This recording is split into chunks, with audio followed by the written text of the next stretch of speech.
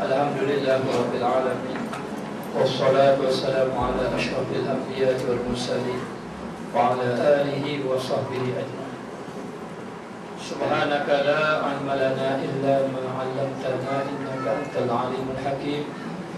Rabbi shrah li sadri wa yassir li amri wa hlul 'uqdatam min lisani yafqahu qawli. Qala musannif rahimahullahu ta'ala wa nafa'ana bi ulumihi fid darain amin.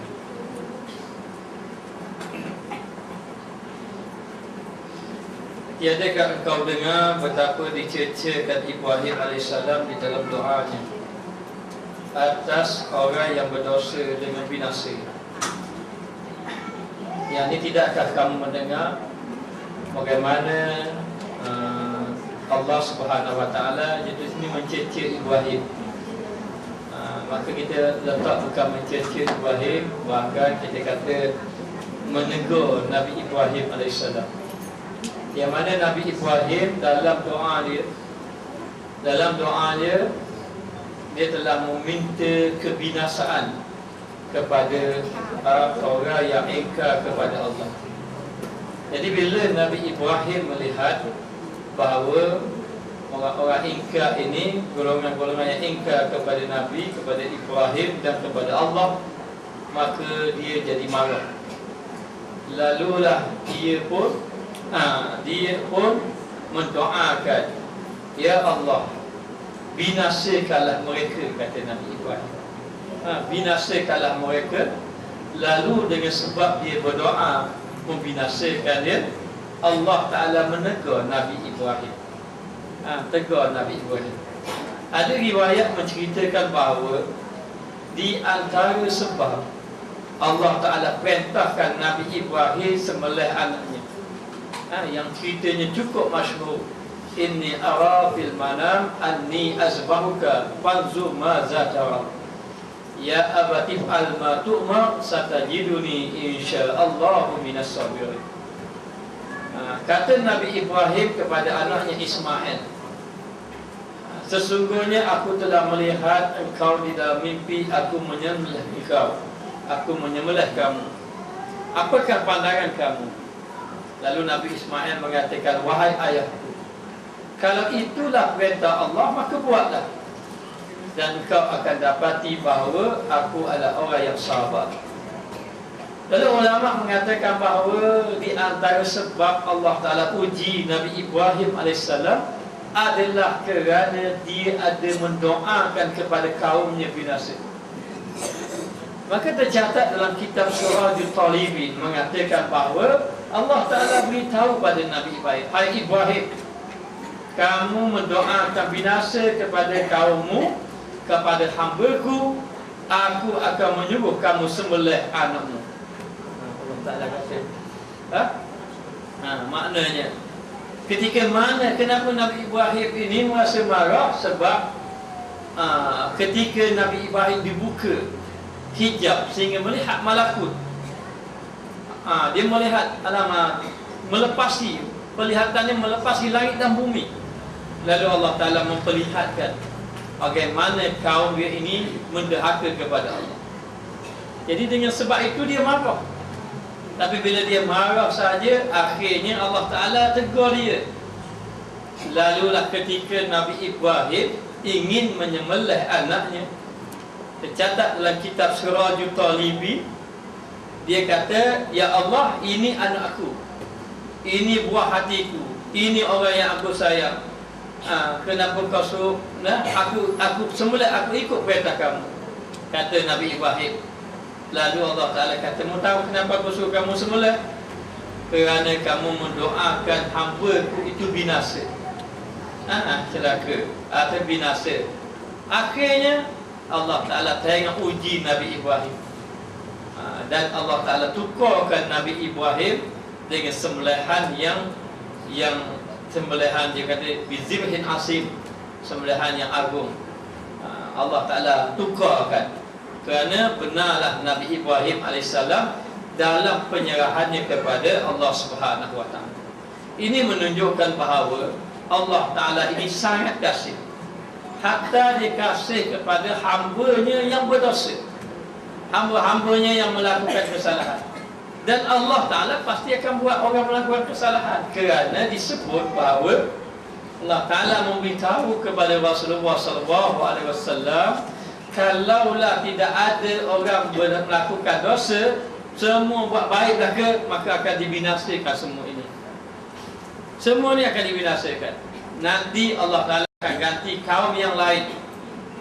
Kaum yang lain, dan kaum yang lain itu akan buat dosa, dan Allah Ta'ala akan beri keampunan. Kerana pada Allah Ta'ala itu ada pengampunan.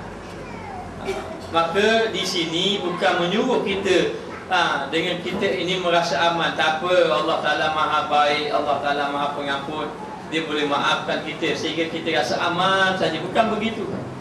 Di sini hanya nak menceritakan sifat kasih sayang Allah, menyuruh kita agar tidak berputus asa dan kembali kepada Allah Subhanahu Wa Ta'ala, melakukan amal ibadat kepada Allah.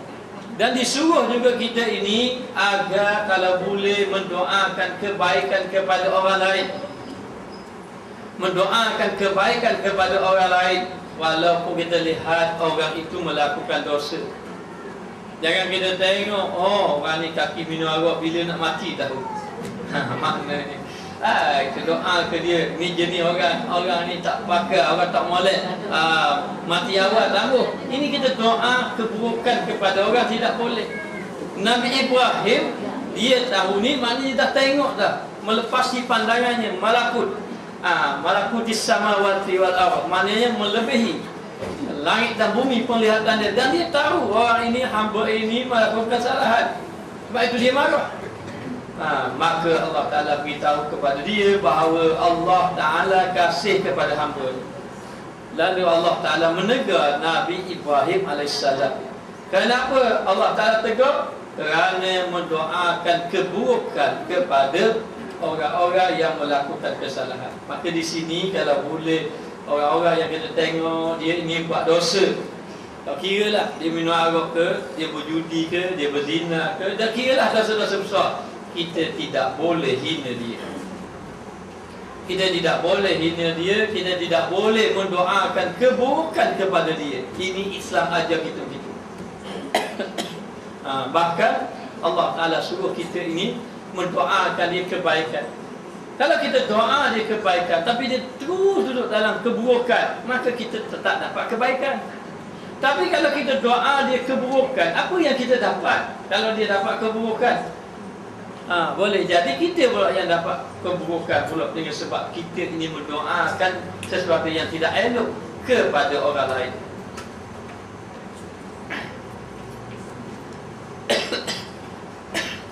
Dan dicercakan Nabi Musa, dicercakan, yakni kita sebut ini dicerca.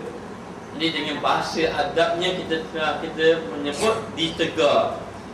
Ditegarnya Nabi Musa pekerjaan Qarun, yakni dengan sebab perbuatan Qarun. Qarun ini, kita tentang Qarun pula. Qarun ini adalah mengikut pendapat ulama ada dua. Pendapat pertama kata Qarun ini bapa saudara Nabi Musa. Ini pendapat pertama. Pendapat yang kedua, pendapat yang masyhur adalah Qarun ini adalah ibnu ammi, iaitu sepupu kepada Nabi Musa AS. Dan dia katanya dia dari keturunan Nabi Yaqub gitulah.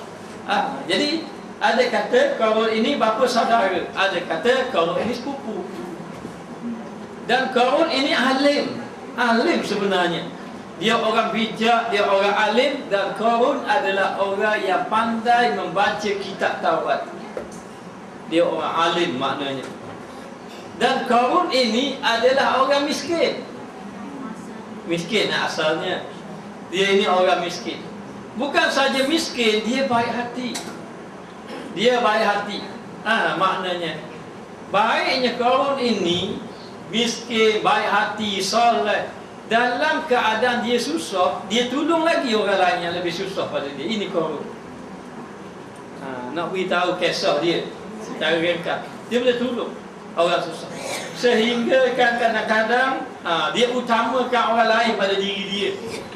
Maka Qarun ini asalnya dipuji, orang yang soleh, orang yang baik.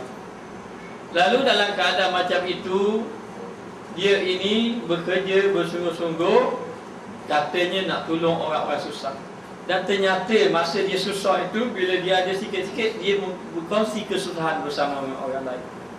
Dan dia ini tetap bersama dengan Nabi Musa, beribadat, soleh, akhlak baik. Ini kaum. Lalulah dia berjumpa dengan Nabi Musa. Bila dia berjumpa dengan Nabi Musa, dia suruh Nabi Musa doakan dia.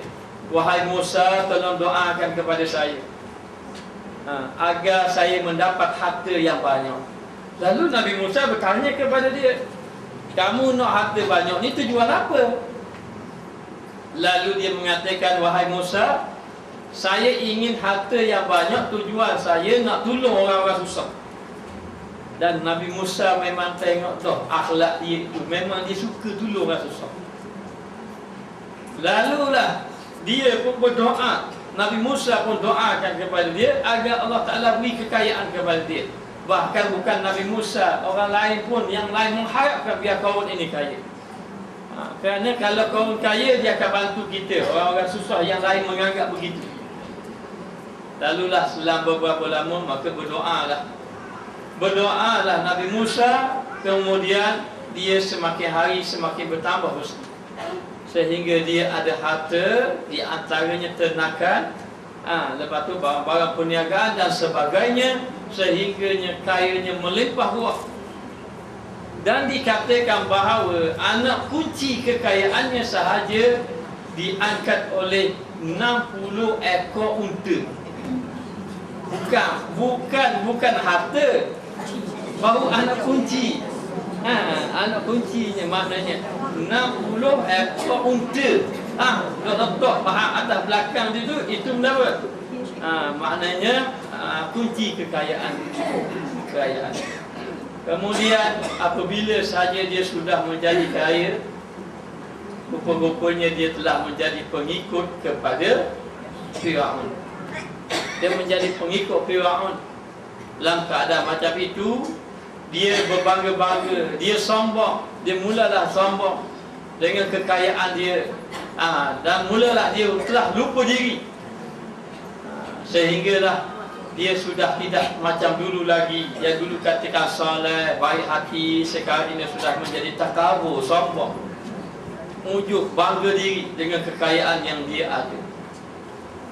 Bila sahaja harta dia banyak sangat, untuk dia nak menarik hati orang, dia telah bawa harta dia yang banyak-banyak tadi. Kemudian dia bagi kepada orang. Tapi bagi dahulu kerana nak tolong, sekarang bagi hari ini kerana kesombongan. Kerana kesombongan. Lalulah dia pun bagi, dengan dalam keadaan tunjuk kesombongan, dia bagi-bagi, sehingga kan orang tengok dia, orang rasa Allah, kalau aku jadi macam Qarun kan sedap. Begitu jalanlah dia dengan kesombongan. Satu ketika Allah Ta'ala perintahkan kepada Nabi Musa dan pengikut Nabi Musa agar mengeluarkan harta zakat. Lalulah Nabi Musa menyuruh kepada orang agar pergi berjumpa dengan Qarun agar dibayari akan zakat. Kalau Qarun keluar zakat, banyak zakat boleh. Dah, dia punya anak kunci 60 ekor unta baru. Maknanya orang tak Allah nak angkat, berat anak kunci, belum lagi harta. Jadi dah keadaan macam tu, disuruhnya bayar zakat. Maka ketika itulah bila diminta bayar zakat, ternyata dia sangat-sangat sombong. Dia kata bahawa harta yang dia ada ini di atas kebijaksanaan dia. Atas kebijaksanaan dia. Dan harta yang dia dapat ini adalah daripada usaha dia sendiri. Dan dia mengatakan bahawa tidak ada kena-mengena dengan Tuhan Musa mengenai harta yang ada pada diri dia. Dia mula jadi sombong, dia mula jadi lupa diri, yang dia tidak tahu hakikatnya semuanya datang daripada Allah. Allah Ta'ala bagi je, mu dapat banyak sikit, mu kurang sikit, mu lebih kurang banyak ni, begitulah.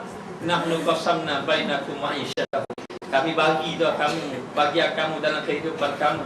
Jadi nak beritahu Allah Ta'ala sudah bagi, tapi dia lupa. Dia mengatakan tidak ada. Habis itu dia kata apa? Ini sebenarnya adalah pertolongan daripada dewa-dewa. Maknanya apa yang dia percaya lah, dia sudah engkar, sudah tidak jadi lagi pengikut Nabi Musa AS. Lalu dalam keadaan macam itu, Nabi Musa marah kepada dia, dan ternyata bahawa dia telah menolak ajaran Nabi Musa, dan tidak menerima Nabi Musa AS. Dalam keadaan macam itu, dia ni jadi telah menjadi musuh kepada Nabi Musa. Dia telah mengupah seorang wanita yang cantik untuk mengaku bahawa Nabi Musa telah berzina dengan perempuan ini. Kau cerita dia. Dia upah seorang perempuan. Jadi dalam keadaan macam itu, lalu Qarun pergi berjumpa dengan orang ramai, lalu berkata, wahai kaum semuanya sekali, aku ingin memberitahu kepada kamu, Musa yang kamu kata dia seorang nabi, Musa yang kamu kata dia seorang yang saleh, seorang yang taat kepada Tuhan, dia adalah seorang yang telah melakukan kejahatan kepada wanita ini. Dia tunjuk di hadapan orang. Dan kalau kamu nak tahu, kita kumpulkan semua orang, kita panggil Nabi Musa, kita tanya pada perempuan ini, adakah dia memang mengaku atau tidak mengaku, dan kamu akan dapat tahu siapa Musa yang sebenarnya. Sudahlah begitu, dia fitnah pula Nabi Musa AS. Lalu dalam keadaan macam itu, berkumpullah orang ramai. Maka Nabi Musa ketika itu difitnah, hanya pasrah kepada Allah Ta'ala saja, nak buat macam mana, serah pada Allah, tak tahu nak buat mana lah. Lalu berkumpullah orang ramai, dan Nabi Musa ada bersama di situ, dan bersamanya ada seorang perempuan di situ. Dan dia mengatakan bahawa Nabi Musa telah berzina dengan perempuan ini. Jadi masa tu orang ramai berkumpul ramai-ramai, Nabi Musa minta dengan Allah. Minta dengan Allah, berdoa pada Allah, ya Allah, ya Tuhanku, tolonglah aku. Nabi Musa pun berdoa lah dengan Allah Ta'ala agar Allah Ta'ala memberi pertolongan kepada Nabi Musa. Habis berdoa pun, lepas tu serah pada Allah. Lalu Firaun kata kepada Qarun kata kepada wanita tadi, cuba kamu beritahu siapakah yang melakukan kejahatan kepada diri kamu. Cuba beritahu. Maka wanita tadi dengan serta-merta menjadi takut dan tidak boleh bercakap kecuali bercakap benar. Nak tipu tak boleh, tak keluar lidah. Nak cakap tak boleh, hanya kalau cakap benar je boleh. Lalulah dia mengatakan bahawa Nabi Musa seorang yang soleh, seorang yang baik, adapun dia tidak melakukan apa-apa kejahatan kepada saya, hanya saya diupah, dia kata. Saya diupah oleh Qarun untuk saya mengaku bahawa Nabi Musa ini telah menzinai saya. Lalu terkejutlah Qarun tadi, terkejut, tak puas hati. Lalu marah kepada wanita tadi. Maka syukurlah Nabi Musa AS. Bila tak puas hati lagi, dia cabar sekali lagi Nabi Musa. Dia kata, kalau betul kamu ni benar, mari kita minta. Dia nak minta dengan Tuhan dia, maka Nabi Musa minta dengan Tuhan. Minta dengan Tuhan dia. Masa tu dia cabar. Lalulah dia pun berdoa. Bila dia berdoa, dia minta. Kalau minta, dia kata, wahai dewa apa dia minta, tak tahu lah. Dewa apa saya pun tak tahu lah. Dia pun beritahu lah dengan sembahan dia, dengan kepercayaan dia. Lalu dia kata, matikanlah Musa hari ini juga. Bila dengar matilah Musa hari ini juga, Musa marah lah. Bila marah, Nabi Musa pun angkat tangan, ya Allah, kamu telanlah Qarun bersama hartanya masuk dalam bumi. Nabi Musa pun berdoa. Balaslah dia doa begitu. Nabi Musa marah. Dalam keadaan marah Nabi Musa, lepas itu Nabi Musa doa, ya Allah, telankanlah Qarun dan juga hartanya ke dalam bumi. Musa, itulah sebab itu Qarun tenggelam dalam bumi itu. Nabi Musa doa. Lalu ketika itu bergegarlah bumi. bergegar bumi, dalam keadaan itu terbelahlah bumi tadi, dan jatuhlah Qarun bersama harta-hartanya yang lain yang ada dekat dia, yang ada di mana-mana, semua tenggelam habis. Allah Ta'ala tenggelamkan dia. Allah Ta'ala makmur doa Nabi Musa. Tapi dalam kitab ini dia menceritakan lagi, dia kata mana tak jumpa ya? Dan dicercakan Musa pekerjaan Qarun dengan perbuatan Qarun tadi, maka Allah Ta'ala tegur Nabi Musa. Dicerca tu ditegur Musa, maka firman-Nya berteriak minta tolong akan dikau Qarun. Masa ketika Qarun jatuh dalam tanah, ditelan bumi itu, maka ketika itu maknanya berteriak menjerit Qarun, minta tolong kepada Nabi Musa agar Musa tolong doa selamatkan dia. Nabi Musa dengar, tapi tidak diendahkan dia. Jadi dua orang kena telan bumi. Satu Qarun, dua Sadat Kamil dalam cerita isi neraka. Itu filem je tu, doktor tu. Maknanya. Jadi nak beritahu, ditelan, masa ketika dia telan itu, maka menjerit dia, minta tolong. Maka Nabi Musa dengar tak? Nabi Musa dengar. Tapi Nabi Musa buat tak tahu saja. Buat tak tahu saja, membiarkan biar dia mati dalam tu saja. Maka tiada ditolong engkau akan dia. Tak tolong, Nabi Musa angkat tangan air doa lagi, minta dia tu mendapat ni diselamatkan. Allah Ta'ala akan bantu. Lalu Allah Ta'ala beritahu, tiada tolong engkau akan dia. Maka demi ketinggianku dan kebesaranku, jikalau minta tolong akan daku, nasai aku tolong akan dia.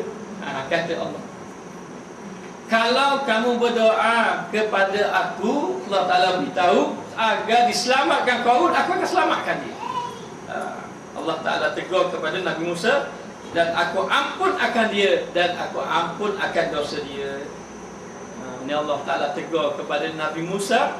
Dia tegur Nabi Musa kerana doakan kebinasaan kepada Qarun.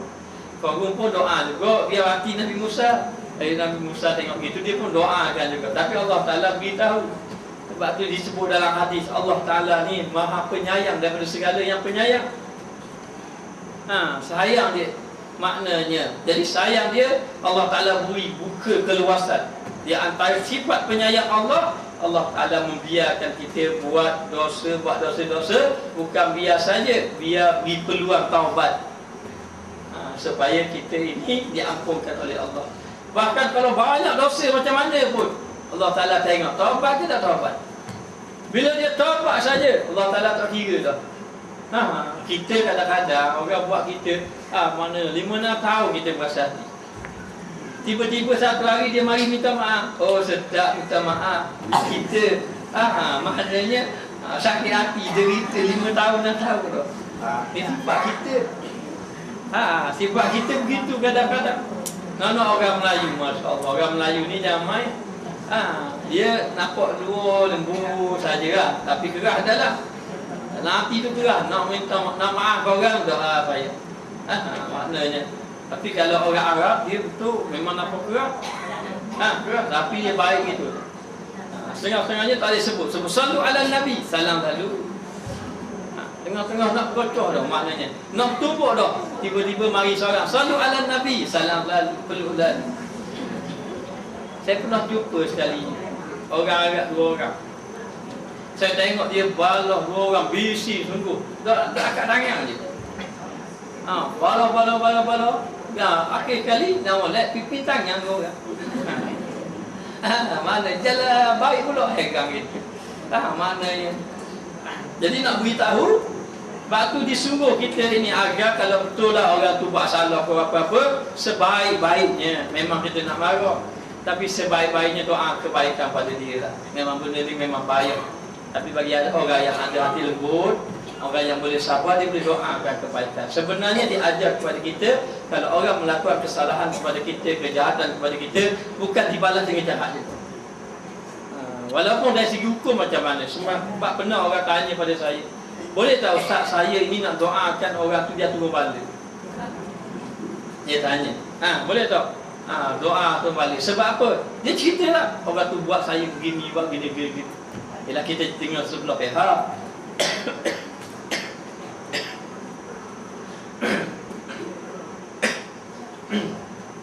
Jadi saya beritahu pada dia, orang tu memang buat zalim pada dia.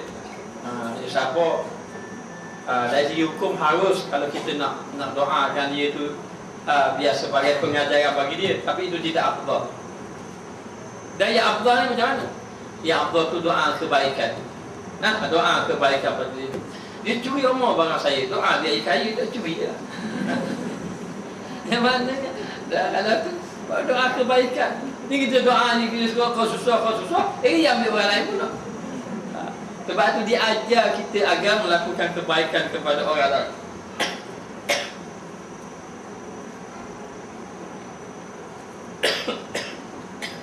Dan betapa dicerca Yunus alaihissalam pada kelakuan kaumnya, bahawasanya engkau duka cita atas pohon kayu labu yang tumbuh ia di dalam satu saat, dan dalam apa? Kering sesaat. Nabi Yunus maknanya dia duka cita di atas pohon kayu labu yang tumbuh ia dalam satu saat dan kering sesaat, dan tiada engkau duka cita atas 100,000 ataupun lebih kemudian diterima akan uzur mereka itu. Sebab Nabi Yunus ni sudah masyhur kan, kita dah cerita dahulu. Jadi kisah dia bahawa kaum dia tak mau terima dakwah dia. Katanya yang ikut-ikut pun dah sampai 10 orang, 2-3 orang saja Nabi Yunus ni. Jadi dia kecewa lah. Dia kecewa saja. Kemudian dia dapat bahawa dia bimbang. Dia kata, kalau kamu tak ikut apa yang aku bawa ni, kalau kamu tak terima dakwah Rasul ni, dakwah Nabi Yunus, kata tak terima Nabi Yunus ni, Nabi Yunus kata kamu semua akan ditipu balik. Dia campur Nabi Yunus. Dia kata, mana bala? Mana Tuhan? Kalau betul lah kata, minta Tuhan turun balik pada kami semua. Maka dia campur. Tak percayanya sahabat Nabi Yunus kata, kalau mu tak terima maka turun balik. Sebab tu Nabi Yunus bila dapat tahu kaum dia cabut, dia turun balik, dia pun jadi marah. Tapi marah Nabi Yunus ni dia tinggal gitu je. Dia tinggal kaum dia. Biar duduk dalam kesesatan, biar duduk dalam gitu, dia tinggal. Maka Allah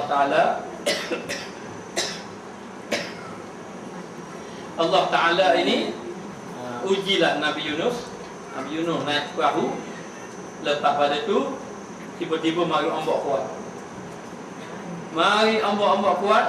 Akhirnya tenggelamlah dia, masuk dalam laut. Masuk dalam laut, ditelan oleh ikan. Kalau ikut akal kita ini, telan dalam ikan mati dah kita. Tapi Allah Ta'ala beri kelebihan, mukjizat, kelebihan Allah Ta'ala beri, duduk dalam perut ikan tak mati, tidak mati. Lalulah Nabi Yunus bertasbih kepada Allah, la ilaha illa anta subhanaka inni kuntu minaz zalimin. Tasbih ini saya teringat dulu masa saya mengajar di Kuala Berang dahulu. Tiba-tiba ada seorang pelajar lekat tulang. Tiba-tiba mari air, bawa air ke piring.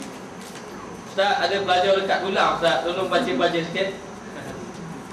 Nak baca apa? Dah belajar ilmu lekat tulang ni. Guru tak ajar ilmu lekat tulang. Saya kata saya tahu nak baca apa. Bacalah Ustaz mana-mana baca. Fikir, oh teringat Nabi Yunus duduk dalam perut ikan. Ni ada lekat tulang ikan, boleh kurang lah tu. Ya pun baca lah tasbih. Nampak Nabi Yunus baca. Beri ke dia. Dia minum tak tahu cerita. Kau lekat ke kuat ni, wallahualam. Tapi yang pastinya tak mari-mari dah. Tak mari-mari dah. Takut-takut lepas sungguh tak tahu. Lalu Nabi Yunus duduk dalam perut ikan. Bila duduk dalam perut ikan, dalam keadaan gelap, tak ada lampu, duduk dalam gelap, Nabi Yunus bertasbih kepada Allah. Tasbih ini merupakan doa. Yang kata tasbih tak doa. Sebab doa ni ada dua. Satu doa kita minta, satu doa kita apa? Tak bodoh dulu. Ni buat biasa kali. Satu doa kita minta, satu doa kita puji. Satu dia panggil doa talab, satu panggil doa sanad, puji. Maka kita puji Allah ni merupakan satu permintaan walaupun kita tak minta, kerana Allah Ta'ala lebih mengetahui apa yang kita nak. Dan Allah Ta'ala lebih mengetahui apa yang patut kita dapat daripada apa yang kita minta. Sebab itu kadang-kadang kita minta tak dapat. Minta tak dapat. Minta tambah satu lagi, akhirnya bangunan, jangan salah faham. Takkan tak biji. Jadi nak beritahu, lama-lama dapat.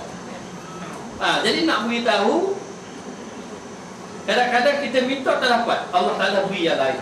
Jadi sebab tu kadang-kadang kita banyak, kalau banyak berzikir, kita banyak bertasbih berzikir, Allah Ta'ala akan beri pertolongan kepada kita. Bahkan Allah Ta'ala beri. Sebab tu kadang-kadang disebut min haitsu la yahtasib, daripada sesuatu yang tidak disangka-sangka. Disebut wa man yattaqillah, kena bertakwa, wa amal ibadat banyak, berzikir, baca Quran banyak-banyak, nanti Allah Ta'ala beri rezeki yang tidak disangka-sangka.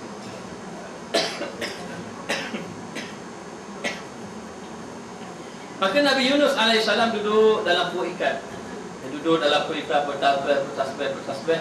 Tak ada keluar pun dalam lidah dia. Ya Allah, panahnya duduk dalam perut ikan. Gelap pula tu, bila boleh keluar tahu. Kalau dalam penjara tahu, 10 tahun ni keluar. Tapi dah perut ikan tak tahu. Bertasbih, maka mendengarlah malaikat.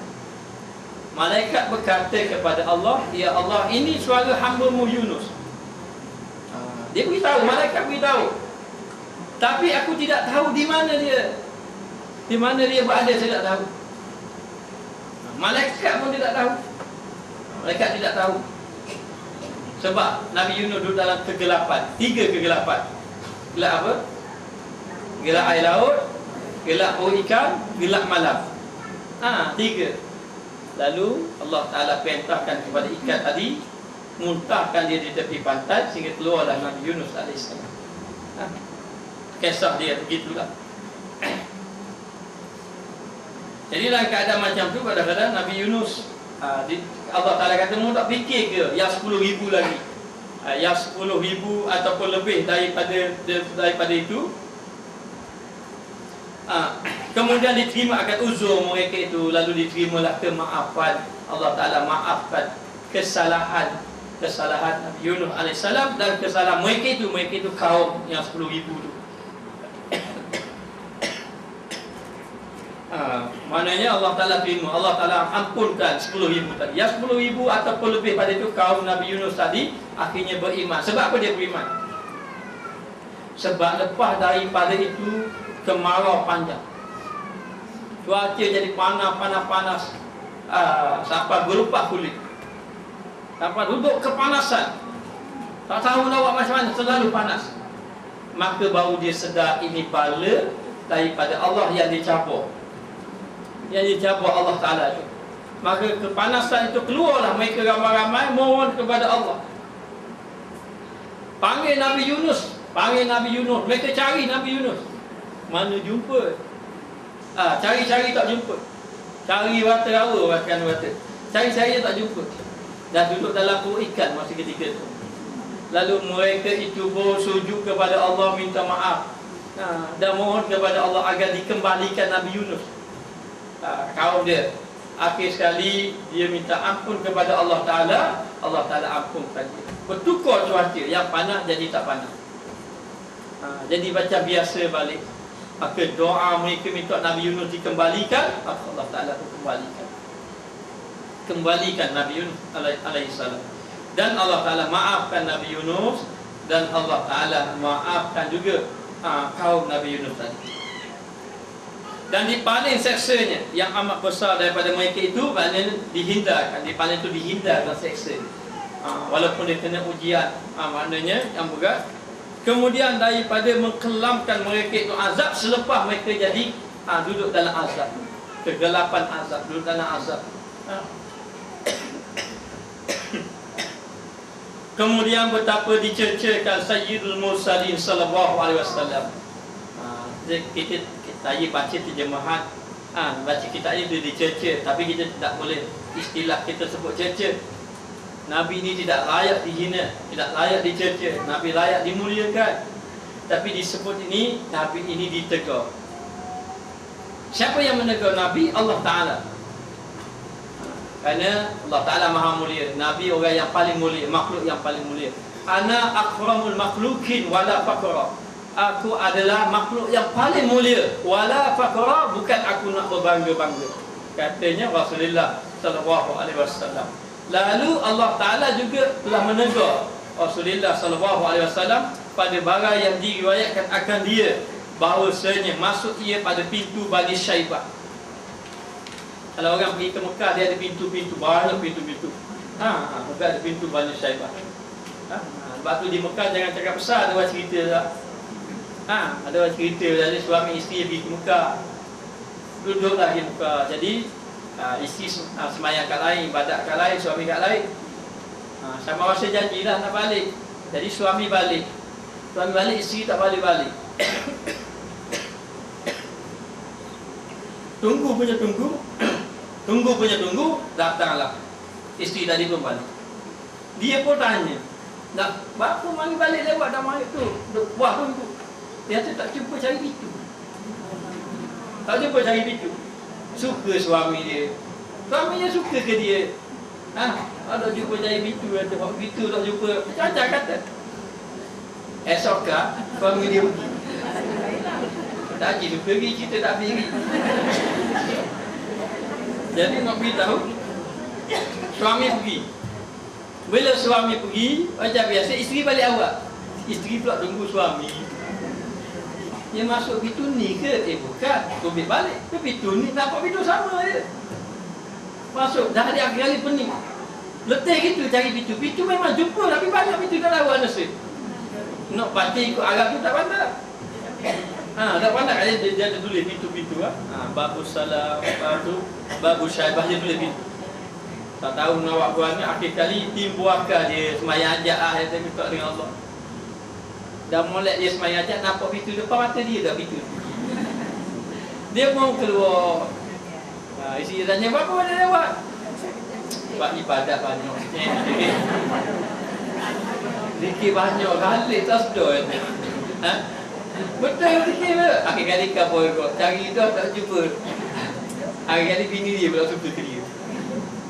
Macam-macam keajaiban yang berlaku di Mekah. Dulu saya masa pergi sana dulu, ada ambil satu cerita je lah. Ada seorang suami tu, dia sakit kaki. Jalan ni tak apa betul lah, sakit kaki jalan. Kemudian sampai di Mekah, balah semua itu orang. Balah. Akhirnya isterinya duduk dengan kawan dia. Dia duduk kawan dia. Dah duduk sekali naik bas, dua bas. Bila dah keadaan macam tu, dia cari isteri dia, cari. Tak jumpa. Lepas tu naik bas satu lagi. Tengok bas satu lagi, tiba-tiba nak kejar satu bas nak tengok tu, bas bergerak. Bila bas bergerak, dia berlari. Dia kaki sakit.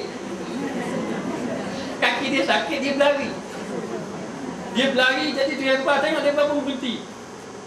Dia pun naik, tengok isteri dia ada. Lepas tu dia pun mungkin duduklah sebelah isteri dia, macam dia cerita tak tahu. Dia cerita saya, dia kata, Ustaz, heran saya. Lepas pada saya berlari, mula-mula ada, saya boleh jalan. Mujur kat balau, ada balau tak ada gitu. Baik. Maka dia kata melihat akan kaum, akan sahabat-sahabat Nabi. Maka Nabi masuk dekat pintu Bani Syaibah. Maka Nabi melihat bahawa kaum tertawa-tawa mereka itu, ketawa-ketawa dalam keadaan bergembira, ketawa. Maka sabdanya bagi mereka itu, kerana apa tertawa-tawa? Nabi tanya, kenapa kamu ketawa? Madza tadhakun? Kenapa kamu ketawa? Kamu tiada aku lihat akan kamu tertawa-tawa hingga apabila pada Hajar tu apa?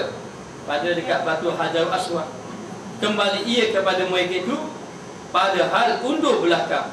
Maka berkata ia, telah datang Jibril. Maka Nabi tanya, apa ketawa-ketawa kamu? Tiada aku lihat akan kamu ketawa. Aku tengok kamu ketawa. Sehinggalah aku sampai dekat batu Hajar Aswad.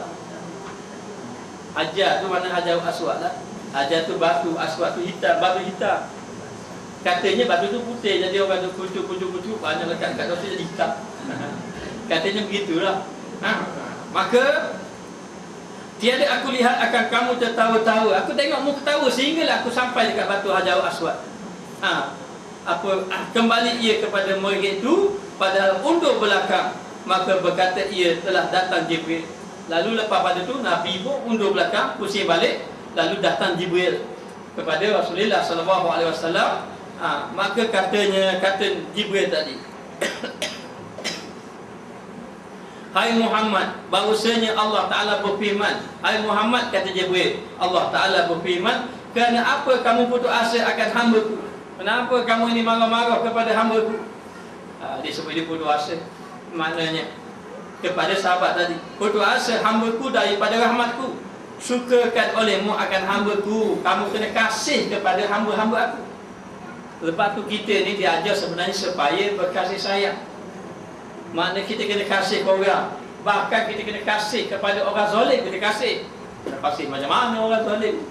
Kasih kepada dia, biar Allah Ta'ala buka pintu hatinya daripada zalim jadi tak zalim. Kita kena kasih pada orang kafir. Kita kasih pada orang kafir bukan kita suka kafir dia tu, tidak. Kita kasih kepada orang kafir agar Allah Ta'ala beri hidayat kepada dia. Kalau orang kafir pun kena kasih, orang buat jahat pun kena kasih, lebih-lebih lagi orang yang soleh, lebih-lebih lagi kita kena kasih. Bahkan Nabi SAW tengok, kata, apa kamu ketawa-ketawa ni? Ketika tu, jadi Nabi SAW marah. Jadi ketika itu Nabi doa ke sahabat-sahabat. Tidak berdoa, Nabi pun berjalan. Bila berjalan, Nabi pusing balik, tiba-tiba malaikat Jibril datang. Hei Muhammad, apa memputus asa kepada hamba Aku? Maknanya, daripada rahmat-Ku, sukakan olehmu akan hamba-Ku. Katanya kamu kena suka ataupun kamu kena kasih kepada hamba-Ku. Bahawasanya Aku Tuhan yang amat mengampunkan, lagi amat kasih sayang. Aku Tuhan yang amat mengampunkan mereka. Kalau kamu tengok dia ketawa-ketawa, dia lalai, dia lupa, kamu kena doakan kepada dia biar Allah Ta'ala ampunkan dosa dia. Maknanya nak beritahu kepada kita agar kalau kita tengok orang buat salah, orang buat kesalahan, kejahatan, kita kena berdoa pada dia. Ada seorang tu bagi mesej, dia kata saya ini, dia kata lemah iman saya, tengok orang buat apa-apa saya elok saja, nak tegur tak berani. Lemah dah iman saya, dia kata. Macam mana Tuhan marah dah saya, tanya. Dia mana tahu. Saya beritahu pada dia. Saya kata, apabila kita tengok ada dalam hati kita perasaan tidak suka kepada perkara yang tidak baik, itu baguslah. Sudah bagus. Tapi kita jangan putus asa, saya tak boleh nak buat apa-apa. Aku tak boleh buat apa-apa. Kita ada lidah, kita doa lah. Mana cakap kita mampu doa. Maka doa mesti semua mampu. Kita berdoa lah kepada dia. Kalau kita ada kuasa tegur, kita tegur. Kalau kita tegur sekali, kita tegur, katok kepala kita baik tayo. Kita pun tak berani. Andai kata begitu, kita doakan kepada dia. Supaya apa? Supaya timbul rasa kasih sayang, dan Allah Ta'ala akan ampun. Tapi sebenarnya, ikutkan pengalaman lah, doa ni paling kuat sebenarnya. Sebab itu kalau kita nak apa-apa, jangan lupa doa. Kita nak apa? Kita nak anak kita baik, jangan lupa doa. Lepas kali semayang. Lepas tu jangan ada soal, lama dah doa apa. Lama tu hak kita sebagai hamba, hak Allah Ta'ala akan tunaikan. Doa. Lepas pada itu doa. Ya Allah, ya Tuhanku, biarlah anak-anakku ni anak yang soleh. Tengok. Tak berapa okey lagi. Sebut nama pun tak. Sebut nama lagi. Dah pasti. Bila orang itu doa, pasti Allah Ta'ala akan lupa. Dengan syarat jangan putus asa sudah. Dan kalau kita doa kebaikan orang yang melakukan kesalahan, kita dapat kebaikan. Dan kita ada buat salah, kita pun ada buat salah. Hari ini kita doa ke orang, dan orang lain nanti akan doa. Dan ingat, sebaik-baik doa adalah doa kita kepada seseorang yang mana seorang tu tak tahu pun kita doa ke dia. Itu baik doa mana. Kita tak tahu, dia tak tahu kita doa ke dia. Kita doa sama ke dia. Ingat ke dia doa, ingat ke dia doa. Jangan tunggu lepas mayang. Akhirnya mayang orang doa. Maknanya jangan ingat terus doa, ingat terus doa. Maka itulah yang sebaiknya. Dan kerana ini sabda Rasulullah sallallahu alaihi wasallam bersabda, Allahu arhamu bil abdil mu'mini minal walidati syafiqati bi waladiha. Allahu arhamu bil abdi al mu'mini minal walidati syafiqati. Syafiqati bi waladiha. Hai Tuhan, bermula Allah Ta'ala itu terlebih kasih sayang dengan hamba-Nya. Katanya Rasulullah bersabda, Allah Ta'ala itu lebih kasih sayang kepada hamba-Nya yang mukminin, yang beriman. Kita kasihlah kepada anak kita, kasih. Kita kasihlah kepada suami kita, kasih. Isteri kasih kita kepada anak kita, isteri kita, Allah Ta'ala lebih kasih. Dia lebih kasih daripada kita semua. Yang mukmin daripada ibunya yang kasih sayang, daripada ibunya yang kasih sayang bagi anaknya, daripada anaknya. Maknanya sebab apa dia letakkan ibu? Sebab kasih sayang ibu ni lebih daripada bapa. Sebab apa? Sebab Nabi sebut 3 kali ibu bapa dia. Sebab tu kita tengok anak-anak memang dia lebih rapat dengan ibu dibandingkan dengan ayah. Kecuali Mok Bekeng. Ayah baik saja. Itu kadang-kadang begitulah. Tapi biasanya begitu, kadang-kadang Bekeng-Bekeng pun dia sayang, dia lebih ibu. Sebab tu sahabat tanya, siapakah orang yang paling perlu saya buat baik dengannya? Ibu. Maknanya. Kemudian siapa? Lepas tu dia apa? Ibu. Mana siapa lagi? Mok. Mok ibu lupa ya je. Ibu. Kemudian siapa? Baru ayah kami, barulah bapa. Maka demikian, ibu ini dia kasih saya. Sebab ibu ini walau dia nak marah, dia anak dia sakit, dia dulu sekali lagi. Maka kasihnya anak kepada ibu kepada anak, maka Allah Ta'ala lebih lagi kasih. Sebab tu ada kan kisah lah hadis, kitab ni ada menceritakan bahawa satu hari Nabi bawakan Nabi didatangkan mendapat tawanan perang. Di antara tawanan perang tu ada wanita. Tawanan perang bawa depan Nabi. Nabi ni orang yang sangat baik dengan tawanan perang. Bawa depan Nabi. Bila bawa depan Nabi, tiba-tiba wanita tadi mendengar ada bayi yang menangis. Dia ini duduk, dia dalam tawanan perang, dia terus bangun. Tak ada orang-orang arah dia. Mana dia tak kira dah orang marah ke dia, tak kira. Dia terus bangun, dia pergi berlari-lari, dapatkan anak tadi. Dan dia terus menyusukan pada anak. Lalu Nabi pun kata pada sahabat, adakah ibu dia ini akan mencampakkan anak dia? Maknanya kalau medan perang ke medan perang lah. Katanya sahabat tidak. Sebab apa? Sebab dia ibu ni kasih pada anak dia. Lalu Rasulullah mengatakan Allah Ta'ala lebih kasih kepada hamba-Nya, lebih daripada ibu tadi kasih kepada anak dia. Sebab itu anak kita sendiri, suami kita, tak kira lah orang-orang yang kita sayang, ada lagi peluang dia selagi mana dia hidup. Dan selagi mana dia hidup, ada lagi peluang untuk dia kembali kepada Allah, untuk dia balik kepada Allah. Yang pertama atas diri dia sendiri, yang kedua atas kita, sokongan kita berdoa kepada dia dan sebagainya. Dan kita juga disuruh, sebagaimana Allah Ta'ala buat baik kepada kita, sayangnya kepada kita, maka kita pun demikian juga, kita sayang juga kepada orang, hamba-hamba Allah. Maka dia ajar kepada kita, jangan kita sekali-kali melepaskan lidah kita mendoakan keburukan pada orang. Dan Allah Ta'ala telah banyak uji. Kadang-kadang orang rasa baik atau orang yang soleh, tiba-tiba tidak soleh. Dulu kita sudah cerita Bal'ad, orang yang sangat soleh, wali Allah, doa makbul, tiba-tiba akhirnya mati dalam keadaan tidak beriman. Begitu juga dengan Balsisah, dalam keadaan begitu, tiba-tiba mati dalam keadaan tidak beriman. Dan ada juga orang yang melakukan kejahatan, tiba-tiba mati dalam keadaan baik. Dan kita tak tahu keadaan kita macam mana. Mati kita molek ke tidak molek, wallahu a'lam. Harap-harap semua ni mati dalam keadaan baik dah. Jadi nak beritahu, oleh kerana itu kita tak boleh mendoakan keburukan kepada orang. Memang kita nak marah.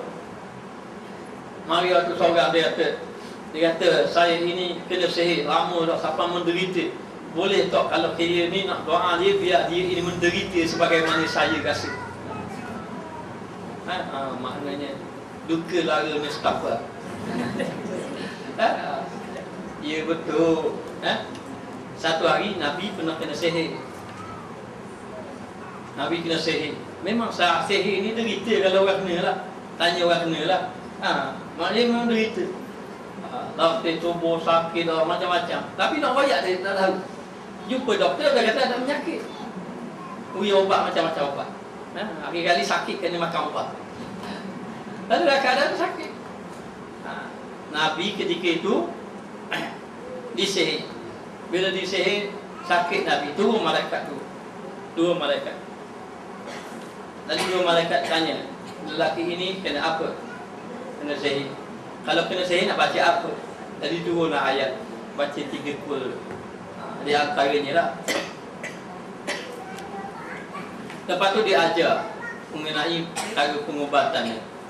Kemudian Nabi mula beransur sehat. Nabi suruh pada sahabat, maknanya ambil sesuatu yang ada dalam telaga. Rupa-rupanya ada benda yang diambil daripada rambut Nabi. Rambut Nabi lepas tu diikat, mula dicampakkan di dalam telaga. Ambillah. Ambil, tiba-tiba dapat tahulah siapa yang buat. Dan Nabi pun dapat tahu orang tu buat ke dia. Ada sahabat Nabi, orang beken-beken, Sayyidina Umar, orang beken-beken. Ada beberapa sahabat Nabi yang lain. Lalu mereka minta izin. Dia minta izin dengan Rasulullah agar dia diberi izin membunuh orang yang buat jahat pada Nabi. Lalu Nabi mengatakan bahawa aku dibangkitkan bukan buat kejahatan pada orang. Aku dibangkitkan untuk kasih sayang kepada orang lain. Inilah akhlak baginda Rasulullah sallallahu alaihi wasallam. Inilah agama. Sebenarnya Islam ni, akhlak ni cukup kita belajar bab Nabi je. Kalau kita belajar bab Nabi, kita baca bab Nabi, kita baca sirah Nabi, cukuplah itu akhlak agama duduk situ lah. Hanya ulama susun satu-satu sabar, tawakal, apa lagi, redha dan sebagainya. Maka dikatakan bahawa Allah Ta'ala ni sangat kasih sayang. Lebih-lebih lagi pada umat Nabi Muhammad. Bahkan umat-umat dahulu kalau buat salah apa berlaku? Allah Ta'ala akan timpa bala terus. Timpa bala. Ada manusia bertukar menjadi kunu kiradatan khasiin, menjadi kekera yang hina. Maknanya Allah Ta'ala timpa bala. Tapi umat Nabi Muhammad ditangguh. Sebab apa? Sebab rahmat Allah. Dan dengan kita buat maksiat, buat dosa, lalai pada Allah, maknanya Allah Ta'ala tak turun lagi balik. Kerana apa? Kerana rahmat. Lalu disebut Nabi SAW bersabda, inna lillah mi'atu rahmah, wahidatun minha qassamaha bainal jinni wal insi wal bahaimi, wa biha yata'atahuna wa biha yatarahamuna, waddakhara minha tis'ata wa tis'ina li nafsihi liyawhama biha ibadahu yaumal qiyamah. Bahwasanya bagi Allah Ta'ala 100 rahmat. Maknanya Allah Ta'ala ada 100 rahmat, 100 kasih sayang. Satu daripadanya dibahagikan akan dia antara jin. Satu je rahmat Allah Ta'ala beri pada jin, Allah Ta'ala beri kepada manusia, dan Allah Ta'ala beri kepada segala binatang. Itu baru satu rahmat. Satu rahmat baru. Maka dengan satu rahmat, rahmat ni lebih pada kasih sayang sebenarnya, tapi disebut kata rahmat. Maka dikatakan bahawa dengan rahmat tadi, berlemah lembutlah mereka itu dengan dia. Kita boleh berlemah lembut dengan ahli keluarga kita, dengan jiran tetangga kita, dengan satu rahmat. Jadi semua manusia yang berlemah lembut, berkasih sayang di antara satu sama lain dengan sebab satu rahmat. Begitu juga dengan jin. Jin pun begitu juga. Dan begitu juga dengan binatang.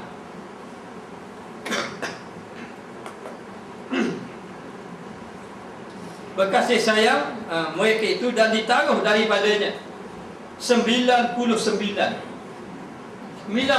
ditaruh, disimpan bagi dirinya, dikasihan dengan dia akan segala hambanya pada hari baik kiamat, ataupun dikasihnya dengan kasih yang belas Allah pada hari kiamat 99.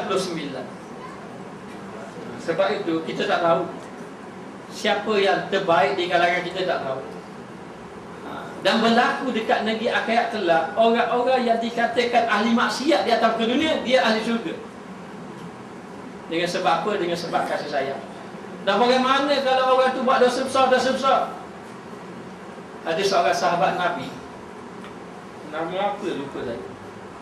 Seorang sahabat Nabi, dia minum arak.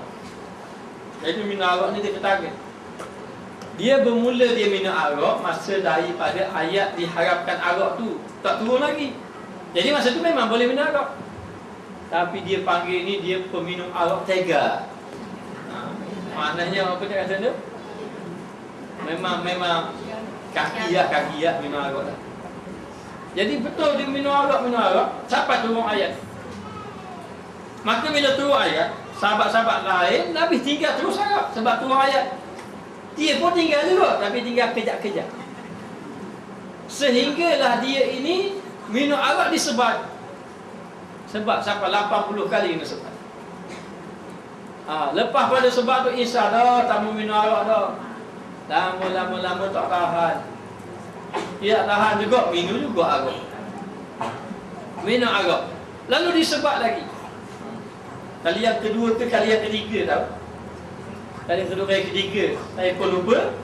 Ketika itu ada seorang sahabat Nabi kata, dia ini alaihi laknatullah katanya. Dia dikena laknat Tuhan tau. Dia pun mencela sahabat Nabi yang minum arak. Dah berapa kali tak sebab. Maknanya tak serit-serit. Jadi dalam keadaan macam tu, Nabi dengar, Nabi kata jangan kamu cerca dia. Jangan kamu cela dia. Maknanya dia ini dikasihi oleh Allah. Dia minum arak dikasihi oleh Allah. Oh, tahu saya minum arak sudah kita tu. Jangan main. Orang-orang minum arak, ada sahabat Nabi pun Allah Ta'ala kasih. Nabi kata jangan kamu cerca dia. Walaupun dia minum arak, dia dikasihi oleh Allah. Kerana apa? Kerana dia kasih ke Nabi. Dia kasih ke Nabi. Lalulah terkejut dia. Nabi kata jangan tu. Dan perkataan Nabi ini jangan kamu cela dia. Dia dikasihi oleh Allah kerana dikasihi pada Nabi. Dengar di telinga dia. Dapat tahu dia, terkejut dia. Rupanya dia minum arak dikasihi oleh Allah. Maknanya tapi bukanlah kata dia ambil peluang dah. Ini sahabat Nabi. Dia pergi jumpa Nabi. Dia pergi jumpa Rasulullah sallallahu alaihi wasallam. Dia kata, ya Rasulullah, benar ke Rasulullah kata begitu? Rasulullah kata saya ini dikasihi oleh Allah. Sebab saya kasih pada Nabi. Rasulullah kata, benar kamu kasih pada aku? Dia pun benar katanya, memang saya kasih sangat-sangat pada Nabi. Kalau begitu memang benar Allah tak ada kasih pada aku. Terus dia menangis. Dia menangis, Masya Allah. Rupanya Allah tak ada kasih ke saya lagi. Kalau saya kasih pada aku. Lepas daripada itu, lalu dah dia tinggal betul. Ini baru boleh tinggal. Baru dia tinggal betul-betul. Datang ke dunia. Maknanya, maka demikianlah dekat negeri akhirat. Sehingga kan Nabi mengatakan bahawa orang yang melakukan dosa besar pun Nabi akan beri syafaat. Maknanya syafaat baginda Rasulullah sallallahu alaihi wasallam. Jadi nak beritahu macam mana siapa boleh lepas? Boleh lepas bukan kerana dosa dia, bukan kerana ibadat dia. Adalah kerana rahmat Allah. Dan rahmat Allah Ta'ala ini besar. Kalau dibanding dengan amal ibadat, Allah Ta'ala seorang layak masuk surga.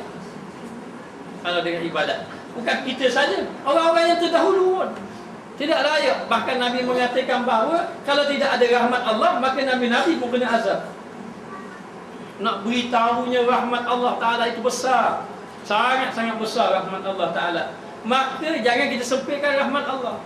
Walaupun dia minum arak, dia layak tak dapat rahmat Allah? Layak lagi. Atau orang kafir pun layak lagi dapat rahmat Allah. Hanya kita mohon kepada Allah agar dia ini mendapat rahmat Allah. Kalau kita doakan orang agar dapat rahmat Allah, maka kita pun akan dapat rahmat Allah. Maknanya lalu diajar, ingat Allah Ta'ala ini luas rahmatnya. Maka carilah kasih sayang Allah, buatlah amal ibadat kepada Allah Ta'ala. Maka dikatakan bahawa, maka apabila diberikan dikau daripada rahmat yang satu, tiap-tiap pemberian yang mulia lagi yang ketinggiannya daripada makrifatnya subhanahu wa ta'ala. Jadi Allah Ta'ala beri satu rahmat, dan di antara rahmat yang paling tinggi adalah makrifat kepada Allah. Betul-betul mengenal Allah. Apa-apa ni makrifat ini apa? Ini satu perasaan kita rasa mahabbah, kasih sayang, cinta kepada Allah. Sehinggalah hati kita ni betul-betul ingat kepada Allah Subhanahu wa ta'ala. Wa huwa ma'akum aynama kuntum. Allah Ta'ala bersama dengan kamu di mana kamu berada. Bermakna di mana saja kita berada, hati kita akan sentiasa ingat, dan kita sentiasa bertauhidkan kepada Allah. Sudah tidak ada nafsu yang ada ruang untuk kita, tak ada. Dalam hati kita hanya Allah Ta'ala saja. Maka itu orang yang benar-benar mencapai makrifat kepada Allah Subhanahu wa ta'ala. Hal keadaannya amat ini yang dikasihan, kemudian diberi akan mengenal bagi jalan ahli sunnah wal jamaah. Kemudian dikatakan bahawa jalan makrifat kepada Allah Ta'ala, dan Allah Ta'ala beri kepada kita di antaranya jalan ahli sunnah wal jamaah. Apa dia ahli sunnah wal jamaah?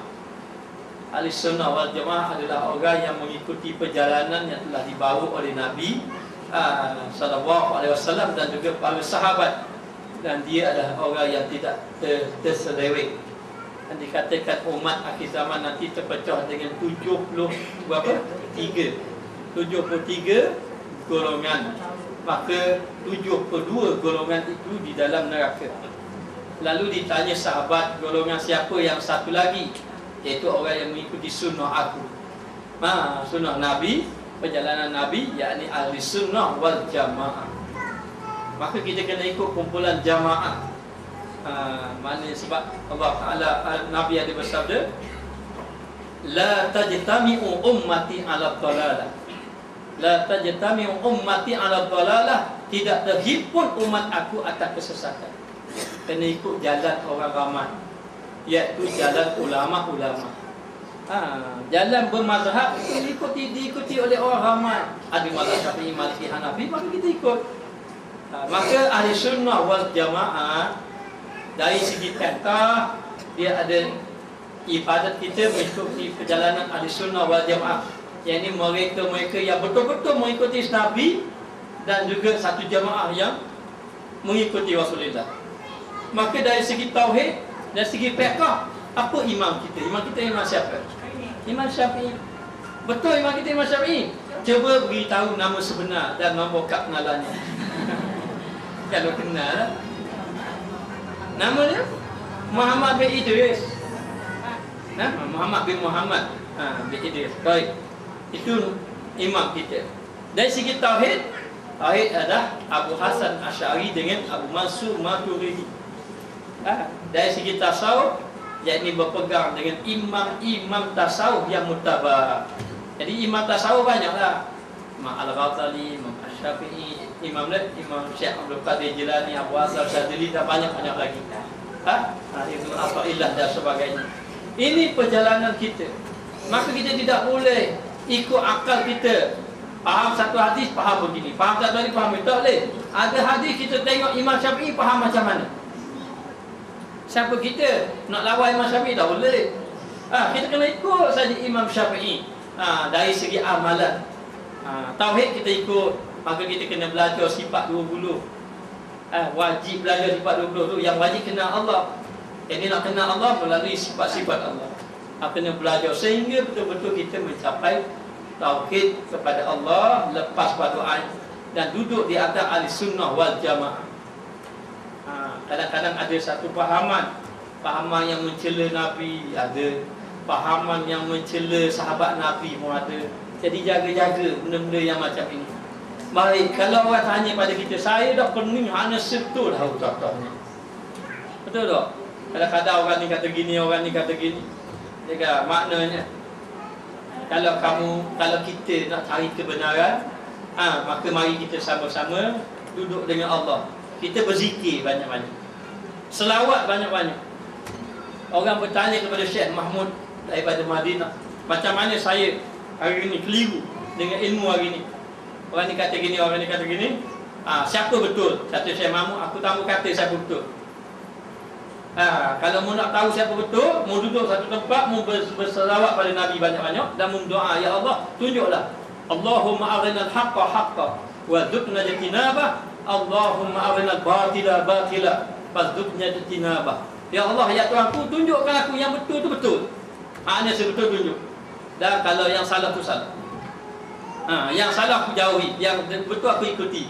Doa dengan Allah, selawat pada Nabi banyak-banyak, nanti akan dapat tunjuk perjalanan.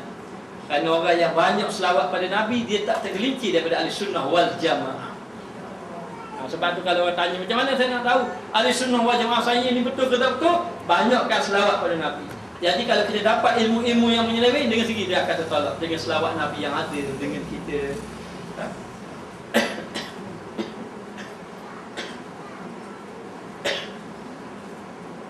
Pada segala amal, barang yang ada pada hadapanmu, di sisimu, daripada nikmat yang zahir dan batin, diharap daripada kurnianya yang amat besar, bahawa disempurnakan yang diberikan itu, maka bahawasanya memulai dengan ihsan, maka lazimlah atasnya menyempurnakan akan dia. Kami pohonkan Allah Subhanahu Wa Taala bahawa jangan dijahatkan akan cita kami. Dijahatkan akan cita kami, jangan dijahatkan akan cita kami. Daripada kurniaan yang amat besar, bahawasanya ia Sayyidul Karim lagi Jawadul Karim. Wallahu a'lam.